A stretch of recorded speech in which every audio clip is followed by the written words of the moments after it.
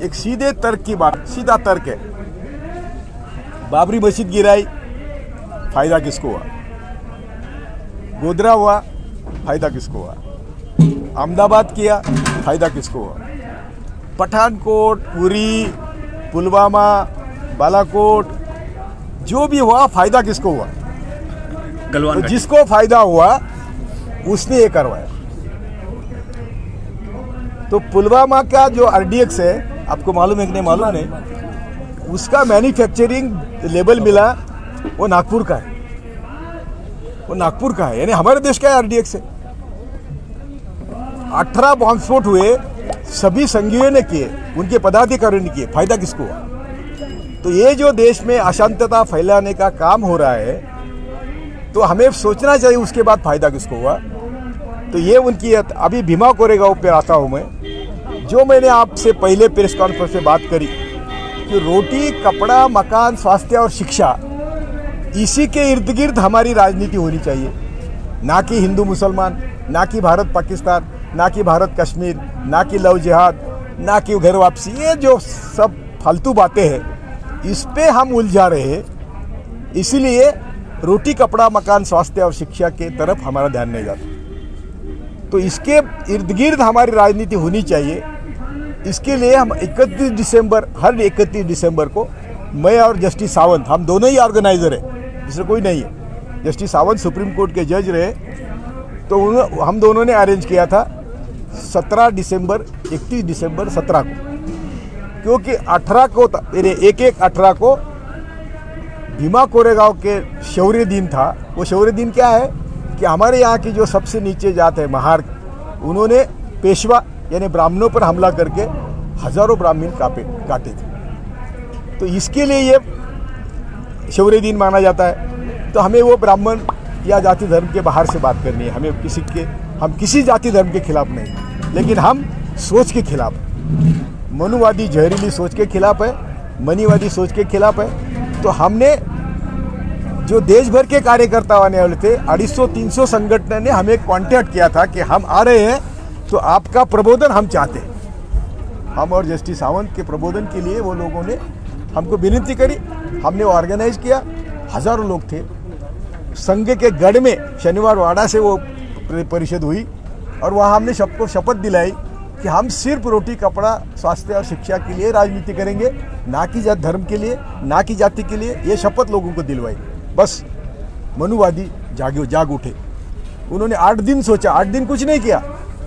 8 दिन के बाद जो भी दूसरे दिन वहाँ दंगा था, दंगा करवाया संघ ने। दूसरे दिन जो 200 साल हो गए थे, तो बड़ा प्रोग्राम था। तो प्रेस लीग पहले दिन आ गई, वहाँ ना पानी मिलना चाहिए, ना खाना मिलना चाहिए, ना दुकान खुलेगी, ना कुछ खुलेगा। और गांव के घर घर पर पत्थरों के रचे हुए थे, पत्थर रखे थे, और ये लोगों पर मारना शुरू किया। इसका एल्गार परिषद से कोई संबंध नहीं था। और एल्गार परिषद के बाद 8 दिन के बाद जब 2 आरोपियों का नाम निष्पन्न हुआ, वो दोनों संगी थे, तो उनको बचाने के लिए एल्गार परिषद को आगे करके ये सब देश भर के जो इंटेलेक्चुअल्स हैं, ये रोना विल्सन का जो अभी मैं आप बता रहा हूँ बाद में, ये सब देश भर के वैचारिक विरोधकों को एल्गार परिषद के नाम से बहाने से अंदर लेना शुरू किया। जस्टिस सावंत कौन है? तो जस्टिस सावंत ने अहमदाबाद दंगे की आयोग के वो सदस्य थे। जस्टिस कृष्णा अय्यर, जस्टिस सावंत और जस्टिस सुरेश, इन तीनों ने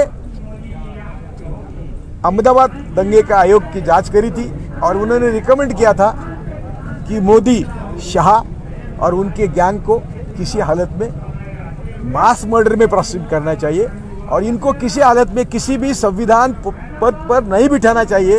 ये उनका रिकमेंडेशन था। ये रिकमेंडेशन तो जस्टिस सावंत एल्गार परिषद के ऑर्गेनाइजर है, तो उनकी भी थोड़ी बदनामी हो जाए। कोलशे पाटिल तो हमेशा मैं मोदी शाह को हमेशा खूनी कहता हूँ, क्योंकि मेरे गुरु ने कहा, इसीलिए कहता हूँ। तो वो भी, तो उनको ये रिवेंज लेना था। इसलिए ये सब लोगों को अभी क्या हुआ कि हम पहले दिन से बोल रहे हैं कि जिनको एल्गार परिषद के माध्यम से अरेस्ट किया वो 100% झूठ है, क्योंकि उनका हमारा संबंध ही नहीं, ना हम कभी उनको मिले हैं, ना उनके आइडेंटिफिकेशन परेड में भी हम उनको पहचानेंगे। तो फिर उन्होंने अरेस्ट किया, उनके कंप्यूटर में सब एक का कंप्यूटर है 2007 का, उसमें 2010 और 13 का डेवलप्ड ये क्या बोलते हैं उसको, प्लॉटिंग किया। तो ये जिस कंपनी ने अमेरिका के ये इन्वेस्टिगेट किया है, कहती है it should be noted this is one of the most serious cases involving evidence tampering that Arsenal है। आर्सेनेल एक कंपनी है, झूठे एविडेंस का जांच करती है। उनके जिंदगी में इतना बुरा, इतना गंभीर मसला उन्होंने कभी देखा नहीं, ऐसा उनका कहना है। और ये बड़ी गंभीरता की बात है। और क्या रचाया था कि हम लोगों ने प्राइम मिनिस्टर को मारने का प्लॉट बनाया, और उसके 10 लेटर, ये मैंने बोला कि 2007 का कंप्यूटर, 2010 के ये जो प्रोडक्ट थे वो 2016 में उसके कंप्यूटर में डाले, और कंप्यूटर जब्त करने के बाद डाले, और उसको अरेस्ट किया। और उसके जो बाकी लोग अरेस्ट किए थे उनके लेटर उनको आए कि चलो हम मोदी को मारेंगे। ऐसा करके ये परिषद को बदनाम किया। और ये आर्सेनेल कंपनी को जब हम सब लोगों ने, हमको मालूम था ना ये सब झूठ है। मैं हमेशा कहता था कि यार मैं जस्टिस था, न्यायमूर्ति सावंत भी सुप्रीम कोर्ट के न्यायमूर्ति थे, जिनको अरेस्ट किया है उनका हमारा बिल्कुल ताल्लुक नहीं है, ना वो हमको पहचानते हैं ना हम उनको पहचानते हैं। तो एल्गार परिषद से उनका ताल्लुक क्या है? तो भी उनको अरेस्ट किया। किसी कोर्ट ने उनको बेल तक नहीं दिया। उसमें डॉक्टर बाबा साहब अम्बेडकर का दामाद है, तेल दुबड़े करके, बड़ा विद्वान है, दुनिया भर में जाके भाषण देता है और व्यवस्था के खिलाफ, ये जो मैं बोल रहा हूँ मनुवादी और मनीवादी व्यवस्था के खिलाफ बोलने वाले ये सब लोग हैं, इनको एल्गार परिषद से या भीमा कोरेगांव दंगों से जोड़ के उनके नाम से एक दूसरे को 10 लेटर प्लांट किए की कंप्यूटर में। और इसमें से निचोड़ निकला ये सब मोदी शाह को। यदि आप न्यायमूर्ति कृष्णा अय्यर, जस्टिस सावंत का आयोग का रिपोर्ट पढ़ेंगे, यदि आप राणा आयोग की गुजरात फाइल्स पढ़ेंगे, तो गुजरात में इन्होंने यही किया, मोदी को मारने का। इशरत जहाँ जी लड़की 20-25 साल की लड़की थी, वो उसको मारने को आया करके वो कस्टडी में थे। एटीएस प्रमुख कहता है कि ये सब लोग हमारे कस्टडी में थे, हमने रास्ते वही मारा उनको और रास्ते पर डाल दिया और कहा कि इनकाउंटर में मार दिए। ये स्टिंग ऑपरेशन है। और क्या क्या कारण था? वो मोदी को मारने आए थे। दूसरा, सोहराबुद्दीन और प्रजापति, जिनको भी कस्टडी में मारा, रास्ते पर डाल दिया और इनकाउंटर में मारा बोले। तो ये सब जो झूठा काम गुजरात में करते थे, वही झूठा काम ये देश के पैमाने पर कर रहे हैं। अभी आपका लाल किले का, मैं तो कहता हूँ बाबरी मस्जिद से लाल किले तक जो भी हुआ उसका फायदा किसको हुआ? और जिसको फायदा हुआ उसने करवाया, इसके लिए क्या लॉजिक की जरूरत है?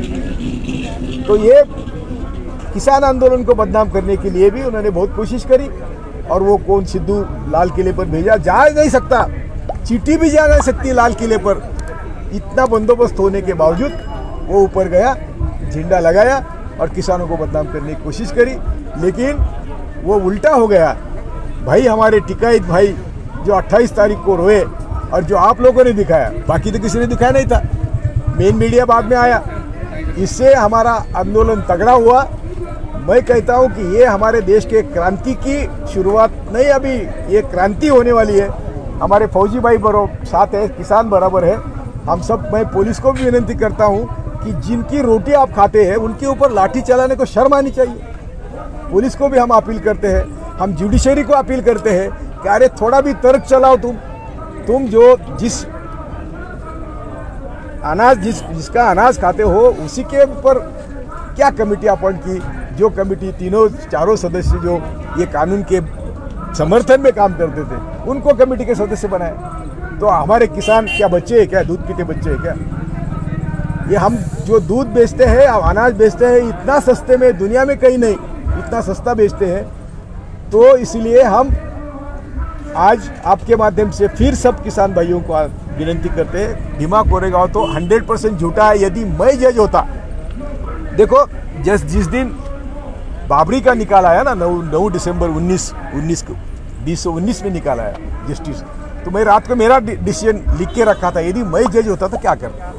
तो मैंने लिख के रखा था कि ये ज़मीन मैं किसको नहीं देंगा, ये ज़मीन नेशनल मॉन्यूमेंट के लिए देंगे, ना हिंदू को देंगे ना मुसलमान को देंगे, ये झगड़े को हमेशा के लिए ख़त्म करेंगे। ये मेरा डिसीजन था। यदि आज ये आरएसएनएल का रिपोर्ट कहता है कि 10 लेटर उसके कंप्यूटर में टैंपर किए थे, तो मैं तुरंत, यदि कुर्सी पर था, मेरे सामने मैटर आती, तो मैं सबको पहले बेल पे रिलीज करता और बाद में केस चलने जो क्या करता। ये एसएपी ऐसा वेपन है कि जो अंदर लेते लोगों को, उसमें 100 में से 2 लोगों को भी शिक्षा नहीं होती। लेकिन आज हमारे 85% दलित, मुस्लिम, आदिवासी जेल में है एसएपी के तहत। 85% यानी 100 में जेल में है तो उसमें से 85 हमारे हैं, और शिक्षा तो 2 को होती है।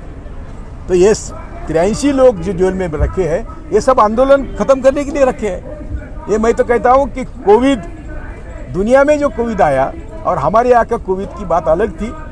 कोविड के बहाने हमारा आंदोलन खत्म करने का, मैं वो जो शाहीन बाग थी, हमारे सब बहनों को मैं सलाम वंदन करता था कि उन्होंने भी क्रांति की शुरुआत करी थी। हम आपके माध्यम से आज सबको ऐलान करते हैं कि किसान का आंदोलन ये सबका आंदोलन है। आप सब यहाँ आइए और भीमा कोरेगांव का आप नोट लीजिए, नोट करिए कि ये मोदी शाह हमेशा झूठा कारोबार करते हैं। इतने झूठे नेता भारत को नहीं, दुनिया में नहीं हो गए। पुलवामा के जो शहीद हो गए, वो उनके लिए हम सब आज अभी भी 1 मिनट का मौन रखेंगे, और उनका जो इंक्वायरी होनी चाहिए थी, वो आज भी हम अपील करते हैं मोदी जी को कि आपके पीएम होते हुए आपका अमित शाह और ये राजनाथ सिंह जो भी पद पर थे, उन्होंने बालाकोट की बात में अर्नव को कैसी दी, वो कौन रिस्पॉन्सिबल था? और बालाकोट करने के और पुलवामा होने के बाद वो जो खुशी मना रहा था अर्नव, इसका मतलब क्या है? इसका मतलब मैं यही कहता हूँ कि पुलवामा भी हमारे मन में शंका है, हम गलत होंगे। आपने करवाया और बालाकोट के लिए भी आपने तैयारी करवाई, क्योंकि आने वाला इलेक्शन आपको जीतना था। आप सिर्फ इलेक्शन के लिए काम करते हैं, ना कि समाज हित में, ना कि देश हित में, ना कि किसान या दिहाड़ी मजदूर के हित में काम करते हैं। आप सड़के मरेंगे, बाकी कुछ नहीं। इस खबर को अभी लाइक करें, शेयर करें, अभी चैनल को सब्सक्राइब करें और घंटी जरूर दबाएं।